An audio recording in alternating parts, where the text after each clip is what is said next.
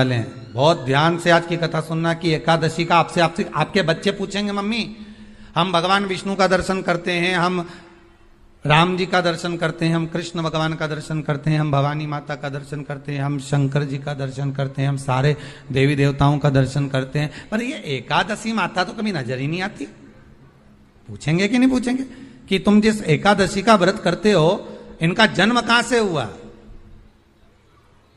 कहां जन्मी थी?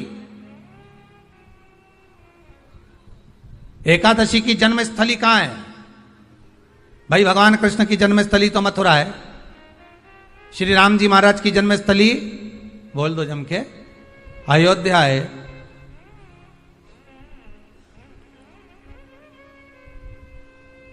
कोई आपसे पूछ ले कि एकादशी की जन्मस्थली कहां है तो आधे लोग तो बाल खुजाने में लग जाएंगे कि एकादशी आखिर पैदा कहां हुई थी, जन्म कहां लिया था, इसका जन्म हुआ कहां था, कहां जन्मी थी ये?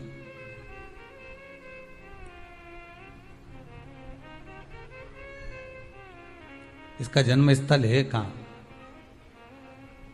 और अगर मान लो जन्म स्थल एकादशी का है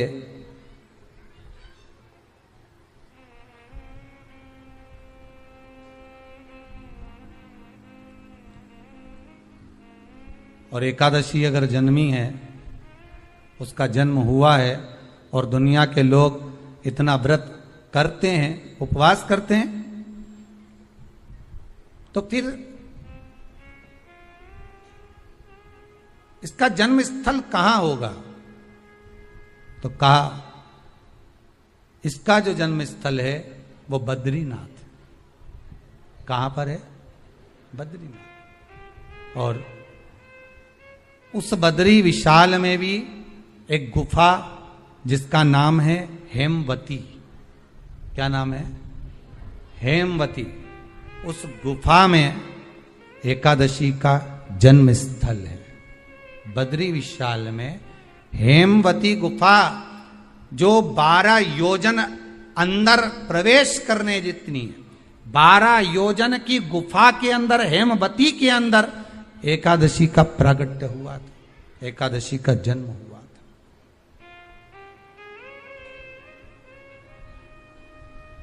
अब तो बता सकते हो ना कि कोई पूछे कि राम जी का जन्म अयोध्या में हुआ, भगवान कृष्ण का जन्म मथुरा में हुआ, और कोई पूछ ले आपका जन्म कहां हुआ, था अपन कह सकते ना सीहोर में हुआ हमारा।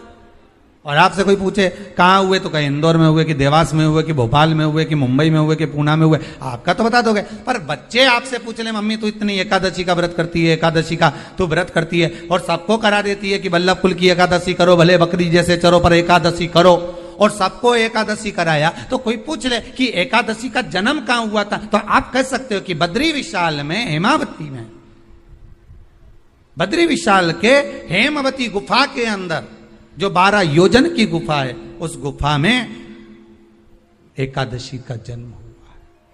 कब हुआ?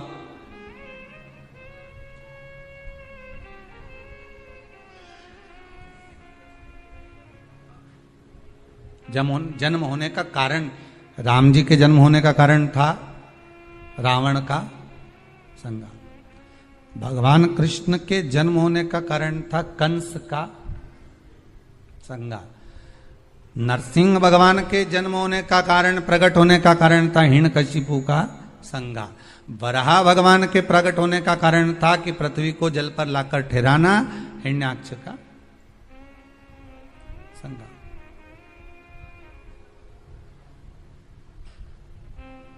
तो फिर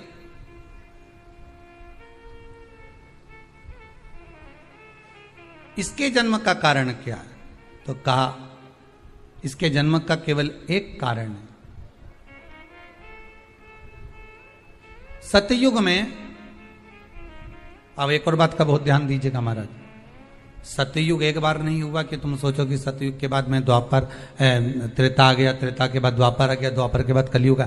एक सतयुग नहीं है, एक त्रेता नहीं है, एक द्वापर नहीं है, ना जाने कितने कितने सतयुग निकल गए, ना जाने कितने कितने द्वापर, त्रेता, कलयुग, ना जाने कितने निकल गए।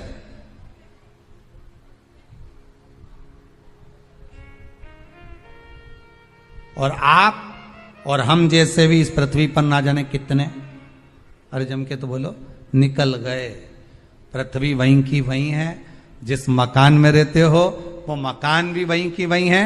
बस कभी कभी एकदम प्लाट हो जाता है, फिर उस पर वापिस बन जाता है, फिर क्लीन, फिर बन गया, फिर क्लीन, फिर बन गया।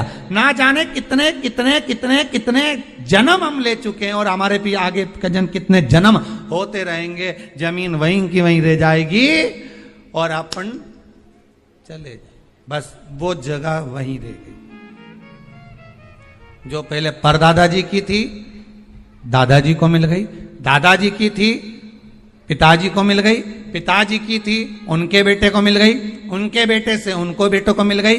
मिलते मिलते मिलते मिलते कब वो जमीन भी बिक गई समय की अवस्था में, फिर दूसरे की हो गई। और हम सोच कर रह गए कि ये हमारा है, हम इसके लिए लड़ाई करें, झगड़ा करें। हम केवल इस जमीन के लिए, जरा सी प्रॉपर्टी के लिए अदालत में खड़े, अपना समय बर्बाद कर दिया, और जो पाना था वो छोड़ दिया।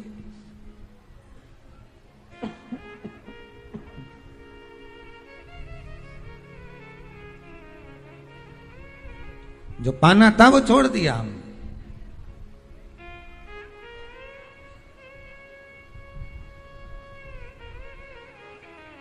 असली रजिस्ट्री तो ये शिव महापुराण की कथा है, जिसमें बैठकर आप 3 घंटा भगवान की भक्ति को जो धारण कर रहे हो, 3 घंटा जो भगवान की कथा को आप श्रवण कर रहे हो, 3 घंटा जो भगवान की भक्ति में आप डूबे हुए हो, 3 घंटा जो भगवत स्मरण में आप लगे हुए हो, बस यही असली रजिस्ट्री है, यही वहां काम आने वाली है। इसके सिवाय कुछ काम नहीं आएगा। धन दौलत माल खजाना सब पड़ा की पड़ा रह जाना, सब धरा की धरा।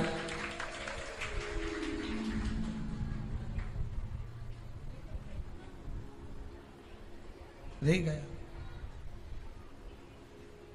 वो एक लाइन आप लोग स्मरण करते होंगे, सज धज के जिस दिन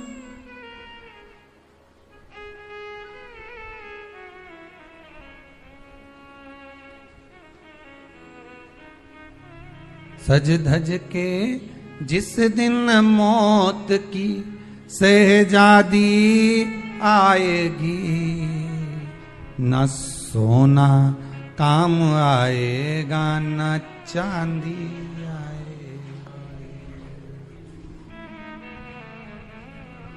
अलमारी में धरा की धरा रह जाएगा, लॉकर में पड़ा की पड़ा रह जाएगा। लॉकर में पड़ा की पड़ा है, अलमारी में धरा की धरा है। कपड़े भी सारे घड़ी बने की बने रहे, कपड़े भी धरे की धरे रह गए और सब पड़ा रह गया। कि छोटा सा तू कितने बड़े अरमान हैं तेरे, मट्टी का तो सोने जैसे मान है तेरे। मट्टी की काया एक दिन मट्टी मिल जाएगी, न सोना काम आएगा न चांदी आएगी, न सोना काम आएगा न चांदी आएगी।